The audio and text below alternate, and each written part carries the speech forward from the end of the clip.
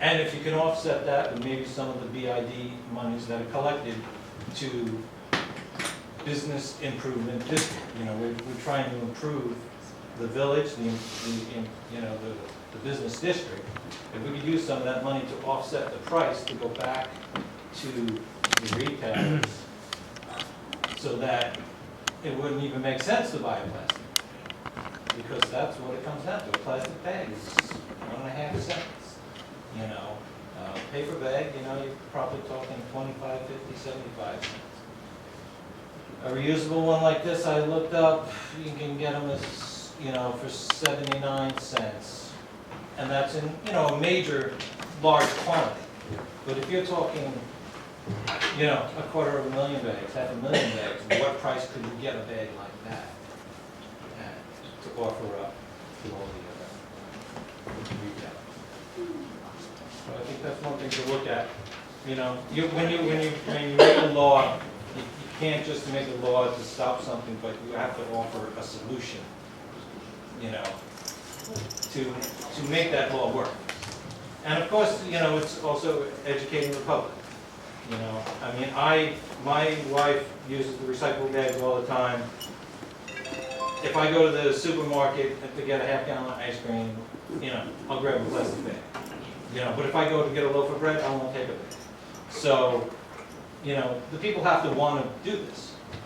So, gotta balance it out. Thank you. Just to be clear, that, you know, the single-use bags, there are plastic bags. I think what we call for the bag to be 2.25 mil thick. Right. So I don't know. I had the figures, and I don't have enough off the top of my head. I don't know the difference between the single-use, the cost of the single-use plastic bag, and the two. So it doesn't necessarily have to be that. What I'm saying, if a merchant is using a bag that's better than 2.25 mil thick, Right. he would be okay. You know, I said off the top of my head, I don't know the difference. I had in that mistake. Right. But like I said, if we can offer these to the merchants where it becomes financially beneficial, maybe even cheaper than what they're buying now. You know, it might be, they might be saving money by buying it, you know. So arrange like a bulk purchase that then Right. will be turned back to you guys. Right. And a significant, you know, discount Sure you where it can can be offset. I'm on cheaptotes.com. You know, but I also feel like that,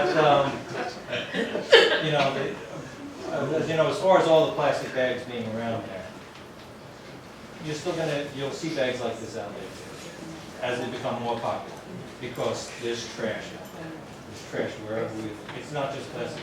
Plastic bags are visible because they catch the wind and they make a nice little balloon and everybody sees them. But there's lots of trash out there, and until we start educating everybody to clean up a little bit, pick up a piece of paper if you're walking along. That's. Thank you. Good point.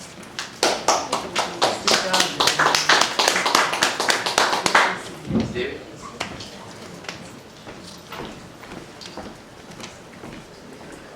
Hello, David Kennedy. I am the Executive Director of the Greater Patchogue Chamber of Commerce. I'm also a resident of the village, residing at 48 Cedar Avenue.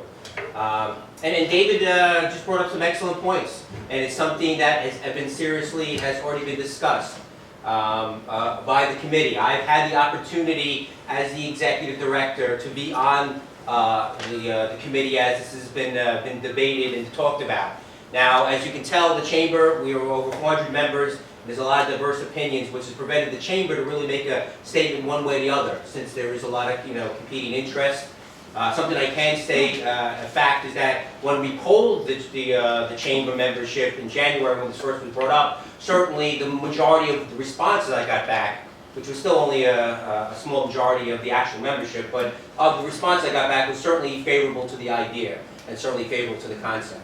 And one thing I do want to also really put forth in my message is that the village, and Joe and the committee in particular, has taken the message and the concerns of the business owner in crafting this legislation. It's the main reason why they are right now proposing to give at least a year or about a year before they would even force this, to create that opportunity for education and to create that opportunity for cooperation, which I was thrilled to hear the talk for the representatives from Southampton. It really got me excited about the cooperation that could be created if legislation like this was passed, and then we got to roll up our sleeves and try to work it out and try to make it happen. So, I mean, I appreciate the village is taking the business owners' concerns very seriously when it comes to this legislation. I mean, but the bottom line is, I think we all agree the plastic bags do hurt the environment, and if we don't do something, when do we expect the change to happen? I think great references to smoking laws and other laws. It really took a law to happen for the changes to happen. I think, you know, the poll and the survey proves most people want to do it, but even though most people want to do it, they still don't bring those bags with them and they're still using them. And so if we continue to make it convenient, it's certainly going to continue to be convenient. And someone just sitting here today, I thought made an excellent point to me as this is being discussed. Patchogue has gotten so noted for mainly being a leader. The reason we're recognized now is because of our leadership and what we're doing in transforming how people think of downtowns. So certainly being and continuing to be a leader is something that should be attractive to this village, and we should certainly continue to do. I mean, I have faith in working with the business community that whatever the village does, we can work together. We can make it work out. And even if the law passes and we get to that point a year from now where it hasn't all been worked out, extensions can be made. And I believe, because it is a village and we do talk to each other so well, that adjustments would be made if need be, if serious harm was given to the business community. Because now it's speculation that, you know, they would hurt and the convenience would force people to go elsewhere. We don't know until the law actually passes. But I do know if there was a harm to the business community, I can count on this village government to adjust and to work with us. So that's really my message from, you know, as a resident. I personally support it. I think it's the right thing to do. But as a representative of the Chamber of Commerce, I'm just thankful that you've included us in the process as much as we have. Thank you.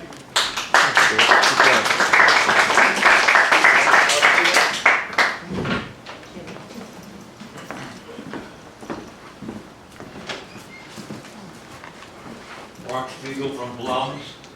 10 years ago, we used to carry used plastic bags. It took a while for us to get rid of them. We used them until we got rid of them. But we now use, paper bags. And like, we just redid our stores. We wanted a new bag. So we use a lot of bags. I just, November I ordered 2 sizes, and it was 12,000 per size. So I needed another size, so I ordered another one, 12,000. The middle size, like 34 cents a bag. Because I don't know if plastic bags are cheaper. I don't know. I didn't buy the plastic one. Dave did. But now I'm, Blum is always into the paper now. So we've been except for garbage bags.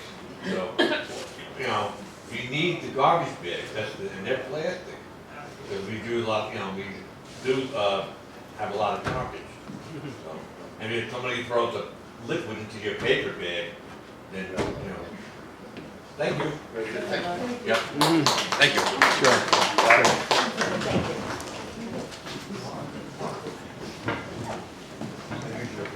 Good evening, Mr. Mayor, Board of Trustees. Just hearing Mark mention the amount of bags he orders, I don't know if you're aware that any plastic bag that we order for the Colony Shop, co-owner of the Colony Shop, by the way, is a 5,000 minimum, which of one size would last us approximately 3 years. And unfortunately, we just got a shipment in March.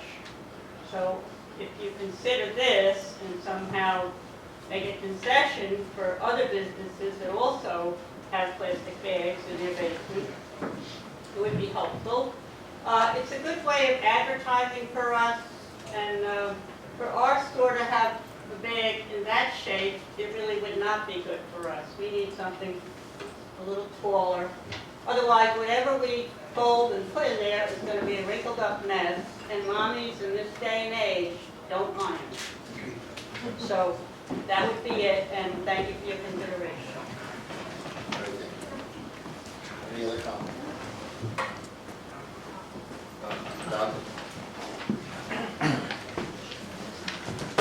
Good evening, everybody. Don Wachsmuth, 60 Coffee Street. When and if this passes, there will be some lumps and bumps, and there will be some pain, I'm sure. But I want to bring you back 16 years to 1999, when we ran out of phone numbers on Long Island.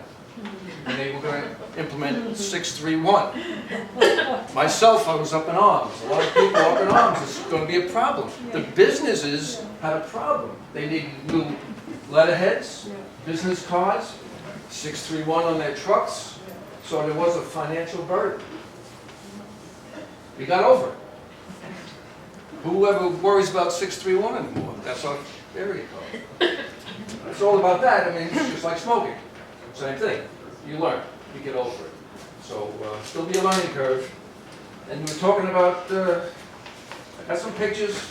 You mentioned Sunrise Highway. Sunrise Highway. Got Sunrise Highway for you? Yeah. This is how we recycle on Long Island. Maybe you want to pass them around? Did they frame it? So this is not the village, but near the village.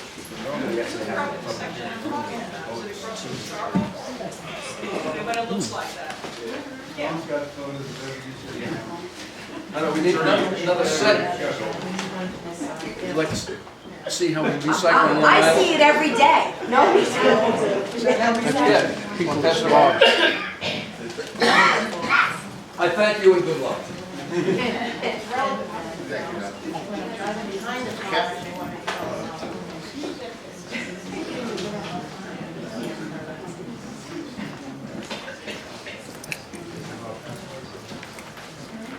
Good evening, Mr. Mayor and trustees. Richard Kemp, here in Patchogue. Mr. Mayor, first of all, I would like to suggest that you table this matter until the court decision for the Hastings is decided, and any appeals if there are any. So that's my opinion on that. As far as the, I got here late, so I'm not certain if this is just a law to stop the merchants from using bags, or is it the residents from using bags? Well, it's the merchants from supplying the bag, that when you check out. You know, we're not gonna go in home and see. So in other words, if I use a plastic bag in my garbage, I'm not gonna get in trouble. Is that it? Okay. As long as they pick up the garbage. Well, all right, I just want to bring it to your attention. The town of Brookhaven, a month or two ago, they passed a law that all garbage must be No, they didn't. No. It was only proposed. inside a container. And this was Constance Keppers who sponsored this legislation. So, No, yeah, you're incorrect. The law has not been passed by the town of Brookhaven. It's still being considered, so. okay, well then it's before. And it doesn't refer just to plastic bags in garbage cans. It could be paper bags also. You don't have to use plastic. So the law has not been passed yet. Okay, well, it's before them, so maybe you should keep an eye on that and see how that goes.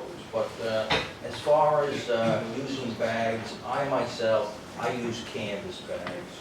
However, I do use plastic bags from Home Depot to get rid of my garbage. It works out that there is less volume of plastic going back to the garbage and the landfills. But by using the canvas bags, the volume of containers to take food out of the store and what I use to get rid of my garbage, it works out very well. And it's also financially responsible because I save by buying from merchants who sell at less price to begin with than the village merchants. So I'll say that, and that's what I have to offer. Any other comment? Yes. I see your hand up in the middle, go on with the hand. Yes.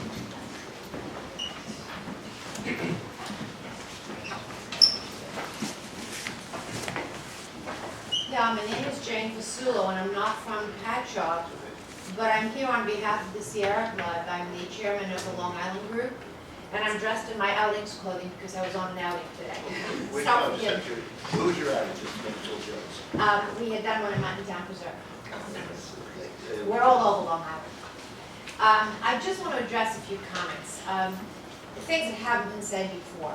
In terms of the plastic bags, if it were up to us, we'd get rid of all plastics. I think a number of people on the board have suggested that. They would be in. Yes. And in terms of recycling the bags, it's not only that not enough people are recycling them, but truth of the matter is there isn't enough place to bring those bags when they are recycled. Those companies that are picking them up are very much bringing them to places like Southampton to burn because they have a high energy content. So while we believe that many of them are being repurposed, the majority of them are not. And I think we need to keep that in mind overall.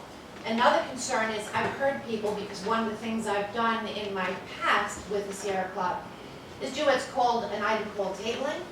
It means that when an event is being held by some energy group or a village or a chamber of commerce, they invite people in to set up a table and educate the public. We've done extensive educating on any number of topics, including plastic bags, and I want to thank Adrienne for their brochures, which have helped us over the years to educate the public. But again, it's not working as well as it could. And what I'm getting from people when I speak to them about plastic bags is, well, I need that bag to clean up my dog poop. Needless to say, that's an awfully big bag for cleaning up your dog poop. Happy dogs. And I will bet you use a tremendous amount of cereal too. But you see, people have that cereal bag that they never think to use, or the bread bag that they never think to use. There are other forms of plastic bags out there that people don't have to pay to purchase these plastic bags in the store. And while I may seem particularly young, and you may wonder how I know about this, there was a time at which those bags were only available in paper. And they had a nice square bottom. And when I went in the store to put my canned goods in, they sat nicely in that bag. And I remember the time when plastic first came out, there was more cursing going on by the people who picked them up when things fell out. They picked them up, put them in the car, and everything was all over the car. So now we have to buy special containers for the backs of our car to put the bags in so things don't run all around the trunk. There was a time in which we did not want those one-time usable bags. They were a horror scene. But they've been forced upon us, and our mindset has changed that we go to the store, we have to have one of those bags. Trust me, we do not. With me today are some people who are from a Bring Your Own Bag campaign. And last year in the village of Port Jefferson, they were at one of the events making bags out of various materials such as cloth. All too often we forget that it's very easy to take the sides of a piece of cloth, stitch it up, and make a cloth bag, and bingo, you can go any way you want with it. Now I will tell you honestly, I like the little plastic bags because I can fold them up really small, put 5 of them in my pocket, and go where I want and have a bag. But I will also tell you that many is the time I put something in that bag because it's on its 12th reuse, which they're not made to be, and all of a sudden it's all over the ground. So there is this sensibility of which is the better bag for the consumer to have, and I can tell you quite honestly, in terms of shopping, those square bottom bags are a delight. One other thing I want to ask you, how many of you have been driving down the road and had a plastic bag run across in front of you? You stop on the brake. We often have accidents and don't know the cause. I wonder how many of them may have been somebody hit the brake really quick, and if you look at the number of cars with rear end dents, maybe that has something to do with it. Stop and Shop up in Southampton. I went to them and asked them, would they be amenable to having a big, nice, clear sign saying, bring your own bag in the window. The manager there was elated. He said it is costing us money, whether we have plastic or paper, whatever, we have to supply it and we have to train our people how to pack it. When people bring their own, that cost is gone. They're happy as can be to have people bring their own bags. He encouraged me, please, please help us. We want to make this change. Another comment about the accessibility of the bags to the poor. I don't know about you, but I had so many bags in my house that I've been giving them away. They're all reusable bags. I must have handed out at least 50 of them. Why? Because it seems no matter where I go, whether it's a conference, whether it's some sort of a public event that there's someone there selling solar collectors, whatever it might be, they want to put their advertising in there and they hand me a bag. How many thousands of reusable bags do we have that people aren't using? Those could be possibly brought to a village hall or brought to a center where there are people who go for their meals and hand them to those people who need them. That's an option for you. You don't have to pay for those bags. They're readily available. If you simply say to the people who have an excess, could you bring yours to such and such a location to recycle? And last but not least, I want to make a comment on the Bravo supermarket. There is a Bravo supermarket in Port Jefferson Station, to be more precise. Plastic bags are available. They went out of business. I don't think that the existence or non-existence of plastic bags is going to determine whether Bravo goes out of business or not. I think they need to take another look at their financial dealings and how they treat their own income. There may be a problem in also in plastic bags. Thank you very much. Thank you.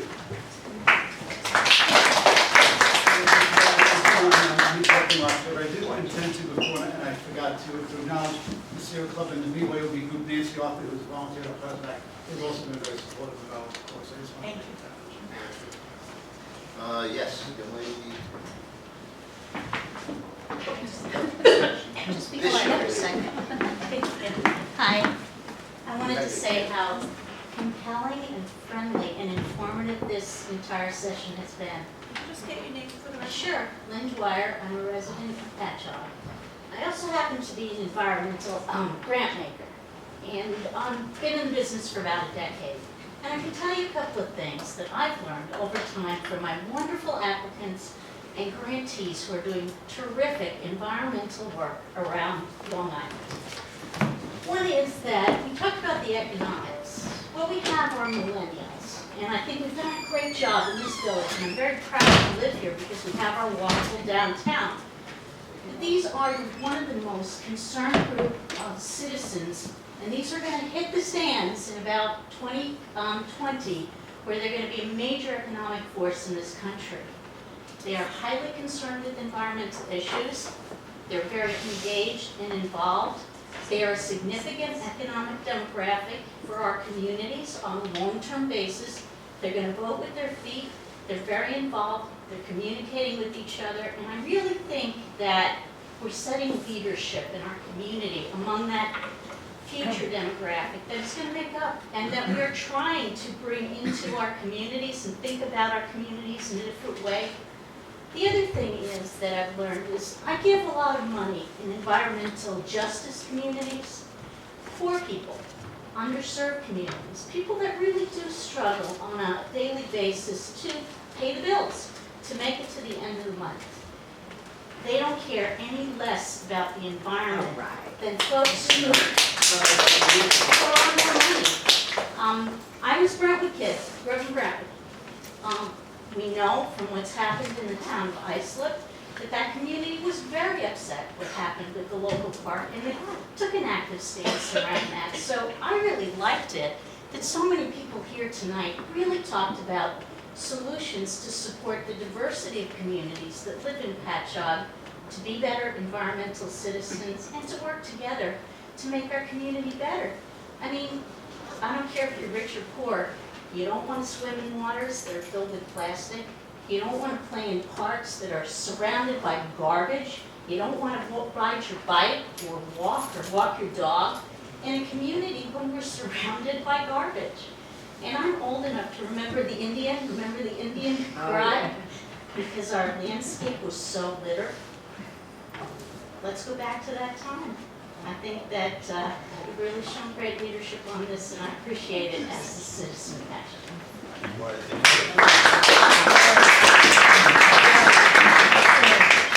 Back row, please. Come on up.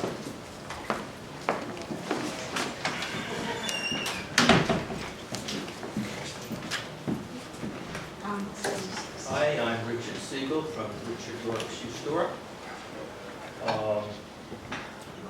I also want to reiterate some of the people who said I try and do my best by recycling and keeping my own personal carbon footprint to a minimum. I attended the information meeting that was held at the library a while back about this whole issue. And I think pretty much it's been presented as banning plastic single-use bags. And when I saw the prospective ban that you proposed, I didn't realize it was also a ban on single-use paper. I see the restrictions on the paper that you put into this, and the question, as has been raised before, is what do we give customers to carry out merchandise? It would be great if they all brought their own reusable bags, but they don't do that.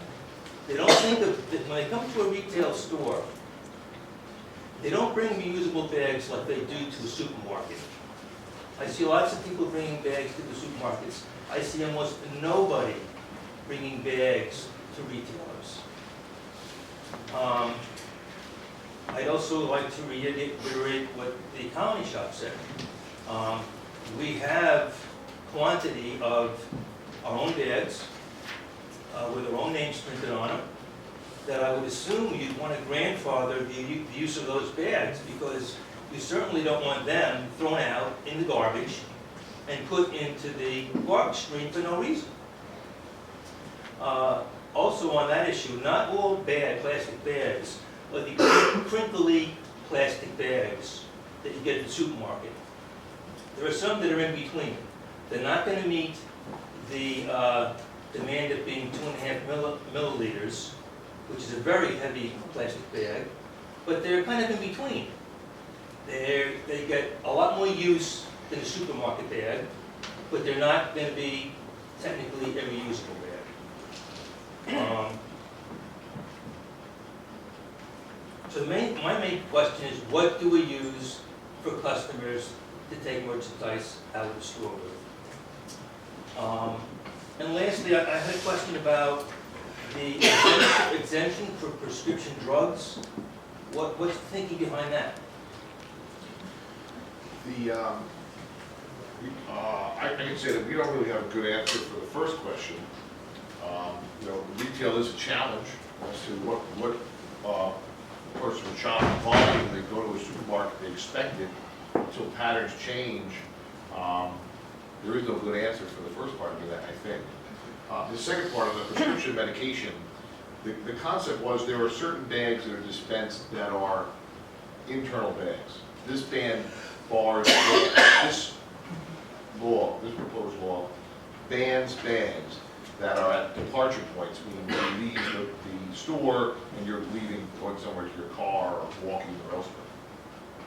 Those internal prescription medicine bags are for instance, when you go to the pharmacy counter, it's some internal dispensation that goes through. Same concept with produce bags, which are smaller bags that segregate food or merchandise because of damage or contamination, those kind of things. So that's why those bags would be permitted and prescription medicine bags permitted as well.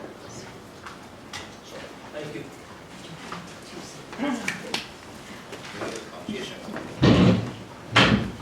Hello, my name is Tegron Holtz, and I work in the village. And I do not reside in the village, but we own a little boat, and we're always using your wonderful waterways. And I just wanted to say, while I love coming, the tree decorations have gotten over the top. Even on the beaches, we're encountering so much more pollution. The bags have just gotten outrageous. And I think, like the mayor said, it's all about habit. My father's 60, bless his heart, and he is so frugal, he would never think of purchasing one of the bags. So he loves when you guys host the street fairs and all the nonprofits come out, because he has a collection greater with better advertising than I could ever purchase. And it's all for free, which he loves to rub, But he has no shortage of bags. And I think it's a great way to advertise. He's a walking advertisement for every single non-for-profit that has their logo stamped on a bag. I think it's a great opportunity for the village to reach out to the community and change old habits. As far as the Hastings on Hudson legislation, I think it's an awful day when we have to live in fear of a lawsuit by people that can lobby and have millions of dollars. And if Pete Seeger had said, you know what, yeah, the Hudson is really a mess, let me step back because you know what, I might get in trouble for trying to clean it up, you know, where would we be? I think while I understand the fear of a lawsuit, I don't agree that that should be the hindrance that keeps it from passing. Thank you.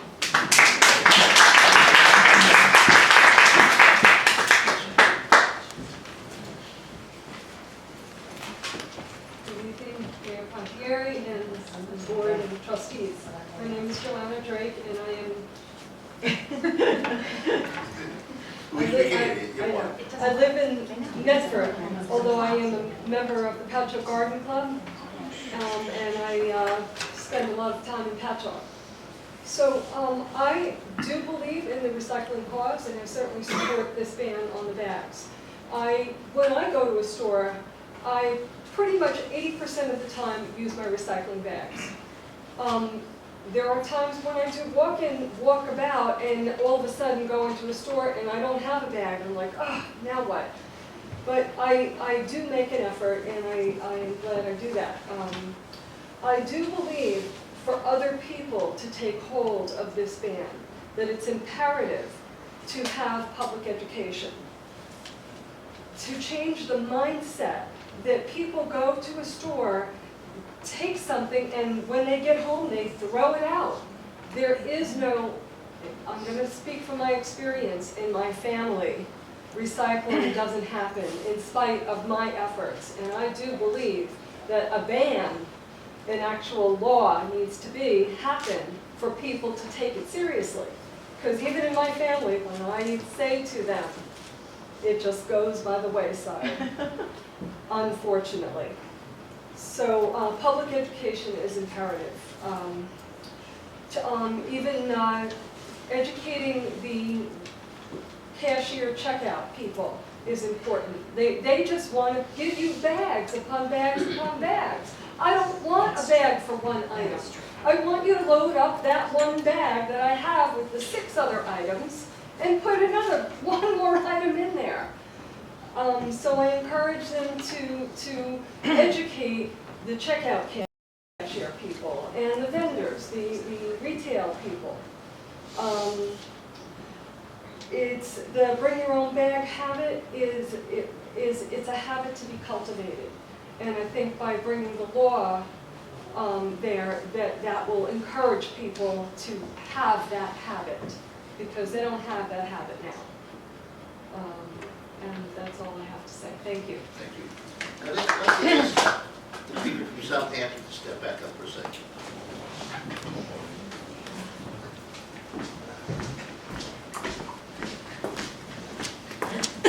And my question is do you have an answer for the gentleman from Richard York Shoes as to what are your merchants using? Not the supermarkets, but the merchants within Southampton, within the dry goods store. What are they using? Are they using plastic? Are they using paper? How do we answer that question that he asked? Okay, relatively easy to answer from. There's a bit of everything. The big store, everyone knows, is Citarella. They got a very thick bag, way above the measurements of the beer bag. That bag is reusable, so that is heavy, and that's the advertising. So everyone knows the Citarella bag. There's another company, they sell sporting goods of all kinds. They have changed, knowing that the law was coming, from a thin checkout bag, which is going to be banned, and ordered a thick one, a heavy one, for reusability. Others have now started to buy reusable bag and sell them with the advertising on it. And that's really, those are the 3 major points.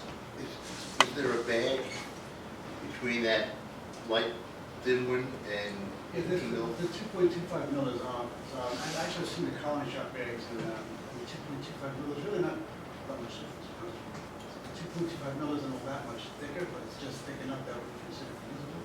Like I said, I think the cost of it, I don't have the number in front of me now.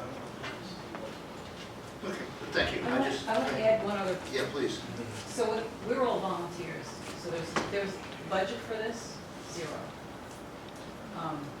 But one of the ideas that. Don't tell them that. It's true. But what we did, they did scrounge up some, we printed 1,000 of those, and we, we're trying to use them with people who are poster childs to kind of get that out there. But one of the ideas that we had, which I think was a great idea, and because there's no budget and there's a handful of people doing all this work, we just didn't have enough labor, is this. Everybody said that advertising on these bags is really where it's at. Our town is kind of a little too big to manage this, but if you were to get, a group of merchants together and, commingle their logos, you could sell that real estate. Because this bag obviously there's the front, the back, the sides. So this is all real estate for advertising. And Tegron Holtz, our supervisor, had said at our public hearing that, we want to find a way to, fund a method to get an enormous number of bags ordered so that we can get that price really down. But the challenge becomes, the big stores, they won't commingle their logo because, they spend millions of dollars on advertising and they're not going to do that. But the small guys are the ones that really need it. So if you could come up with a way, maybe Village of Patchogue, some other beach scene, something that advertises in town, and find a way to fund that, for these merchants in your village because it's a more manageable number. That's possibly an answer, to get that cost down. So we had that concept, we just run out of labor to do it. Appreciate it. Thank you. Any other comment? Last one. Oh. Should I come? I wasn't going to speak tonight, but I kind of thought I should. Lori Belmonte, the other co-owner of the Colony Shop. A couple of years ago, Business Promotion Committee did a promotion, and we got reusable bags, and we printed Discover Patchogue on one side and listed all the businesses on the other. And the Colony Shop purchased a few hundred of these bags to give away to our customers. And you want to know how many we got back to refill? None. So I do think education is a big part of this, but the retailers definitely need an answer to what we're supposed to put our merchandise in for a customer. That's it.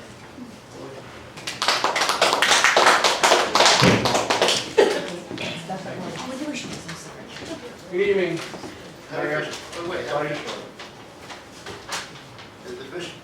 I didn't write this, so you're going to have to bear with me. Just state your name for the record, please. My name is Paul Criannello. You might know who I am. I'm the owner of J&J Bake and Tackle in Patchogue, 35 years. I'm a resident of the village my whole life. Here we go.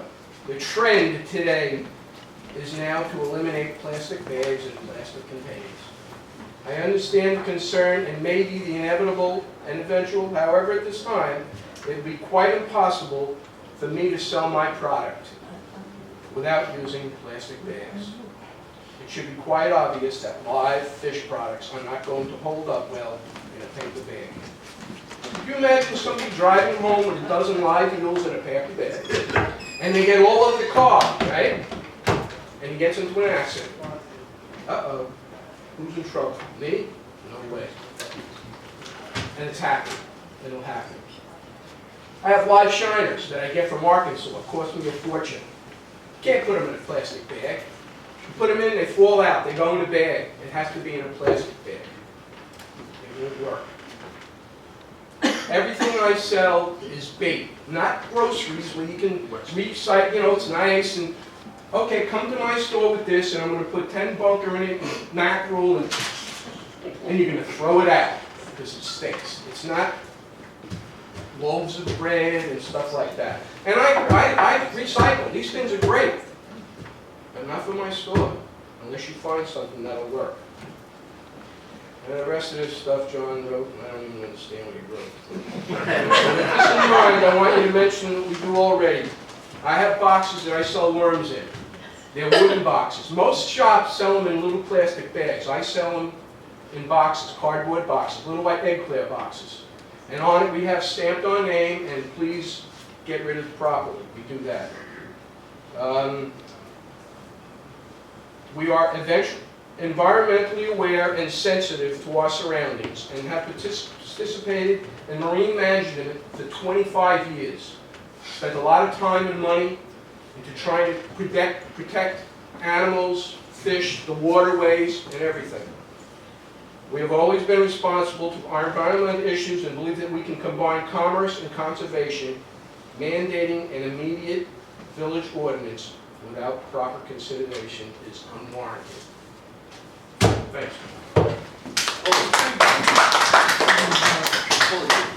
You gotta speak up. Yeah, I know. I've listened to hearing a long time You now. know my question, is the fish sharp? What's that? This is great. The fish is great, okay. Got a bait shop, that's gotta be great. Daytre?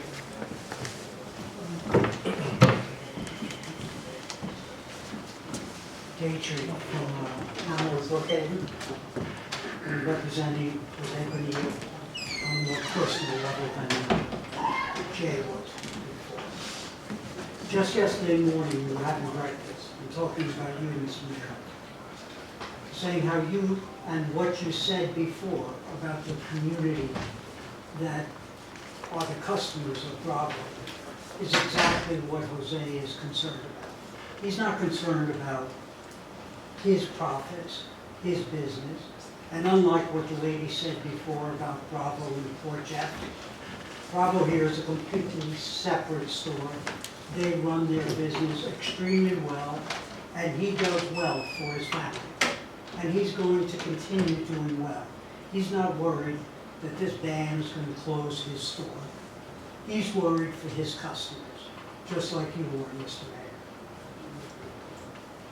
I don't think that this law, even aside from Bravo and everything else, is a law that's ready to be passed. There's some flaws in it, and certainly some points that I don't think most of your residents were even knowledgeable of. Firstly, the point that this also covers most paper bags too.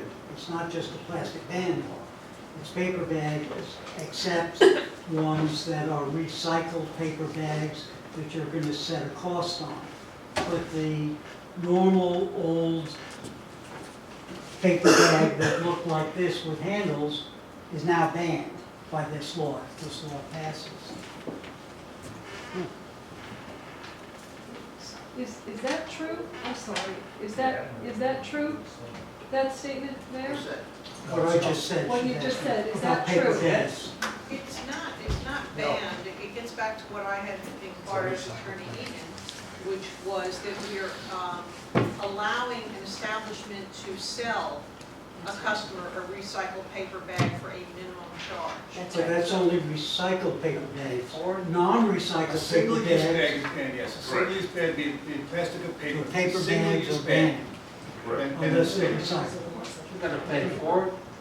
I had to read it like 3 times, so I realized that that's what you were also doing. Not really. There are paper bags that are reusable, recyclable, made of, specified in here, the percentage.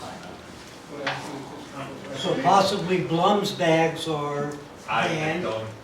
unless it You're right, they might. Mostly, the guy with it, we know. might be banned and other bands. I wanted to take issue with the surveys that were taken. David Kennedy says that the surveys prove, of course, that that's most people want this ban, but they don't.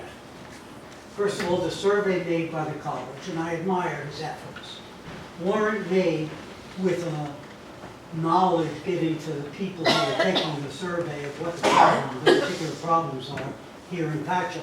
And he admits even, he tells us, that only 30% of those people were from the village.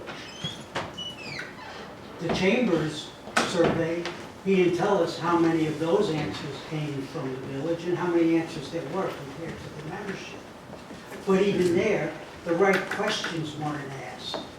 You can make a survey up to get the answers that you want very easily. I say that neither of those surveys prove that the residents of Patchogue want this ban at all.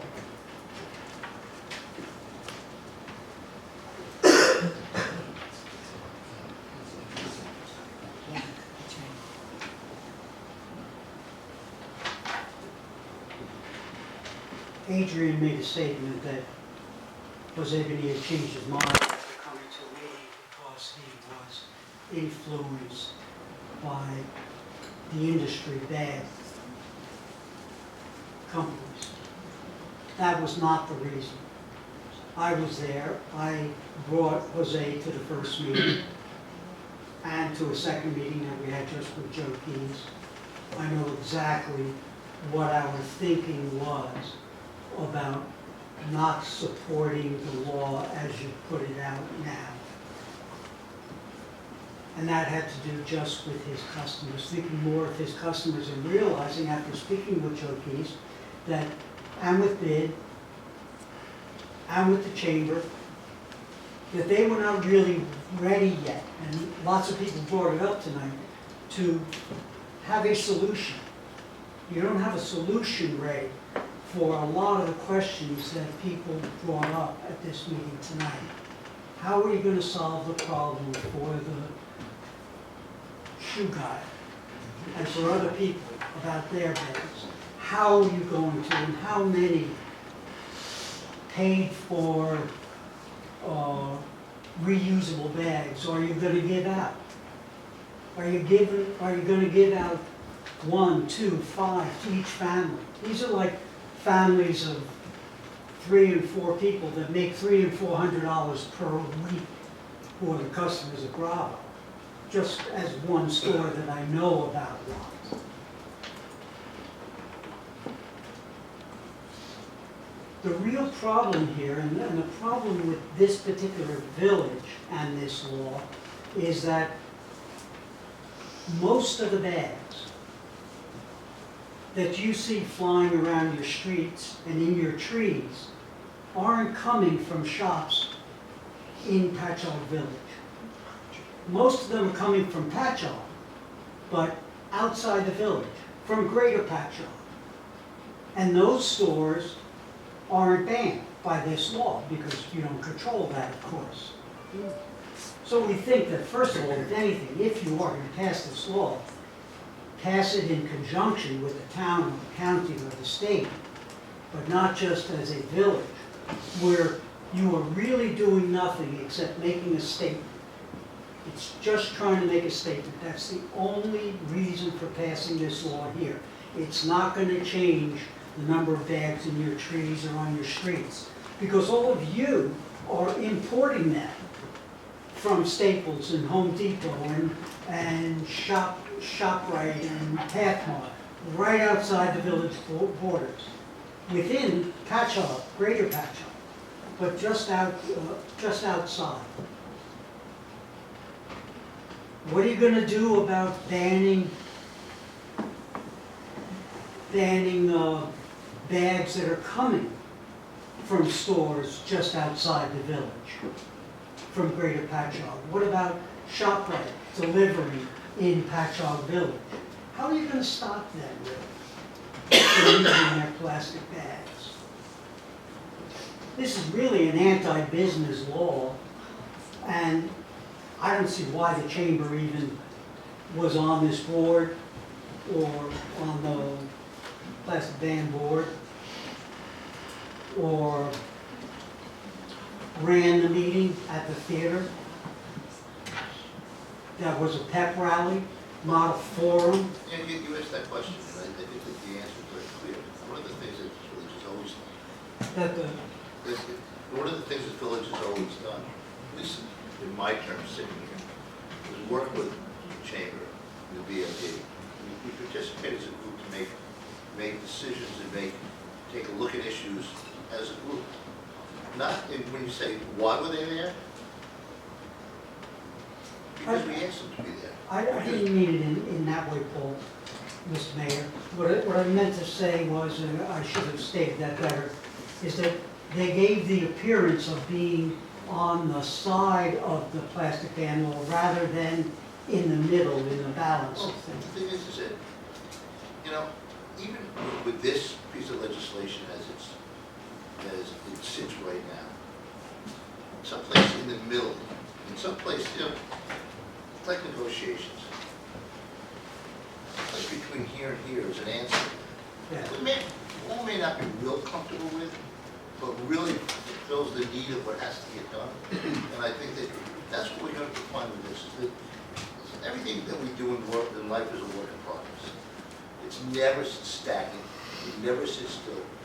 And whether it's an issue of plastic bags or stop signs, it's always a work in progress. You put up, you take it down, you move around, you put a traffic light, you do things, and I think that this is a real example of that work in progress. How do we move forward? How do we make it work, if we're going to make it work, if this board so determines to go forward with it? What provisions do we change? What position? Now, I'm going to make a recommendation tonight, this evening, is that we close the hearing. But we leave it open for comment till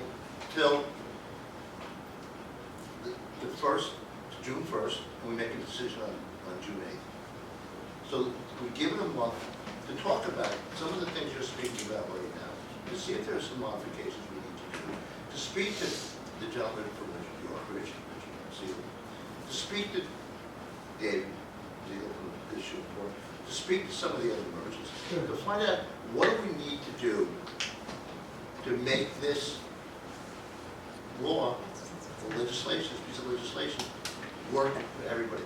You know, it's not just about any one of those four things I talked about. It's about all of those four things. It's about all of them. How do we make sure that Jose's customers that walk to Norton Street are able to do that because they don't have a car and they don't have the bag, or how do we provide those bags? How do we put in place those bags that are necessary for those customers to do the things they want to do? Do we come up with some acceptable type bags for the shoe stores? In those, it's not simple. It's complex. And having the participation of the chamber, having the input for the DMV, having the will make this a better law. Then maybe it stays exactly as it is right now, but it's not going to drag on for months and months. It's not going to drag on past May 8th. June 8th. June 8th, excuse me.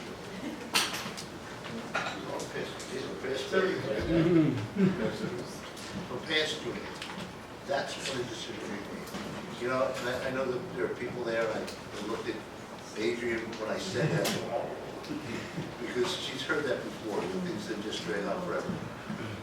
But this has a sunset date on it, that it will happen at that date.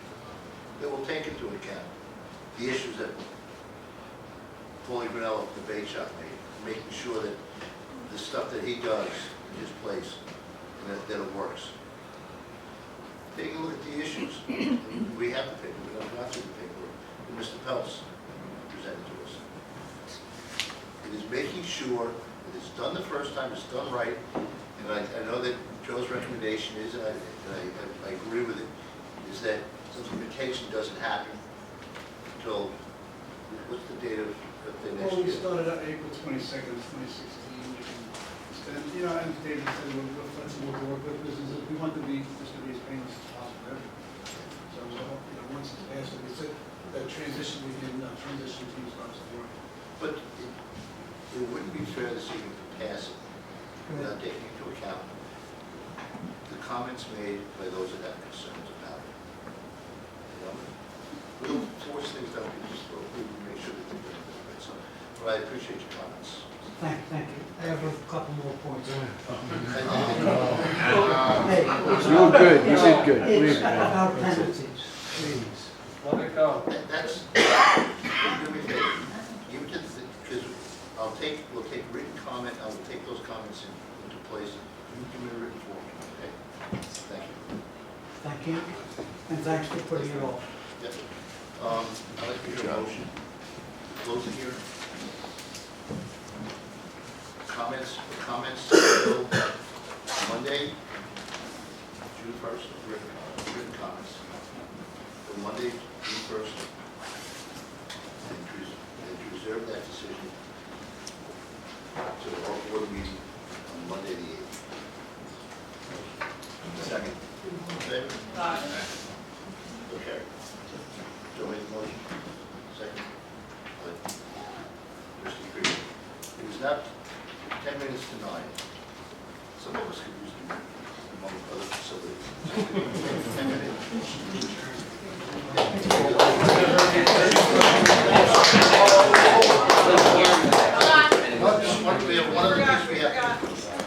One other piece on this. Request approval. Go ahead. Request approval designating the village of Patchogue. Right, I can't share what she said. Thank you.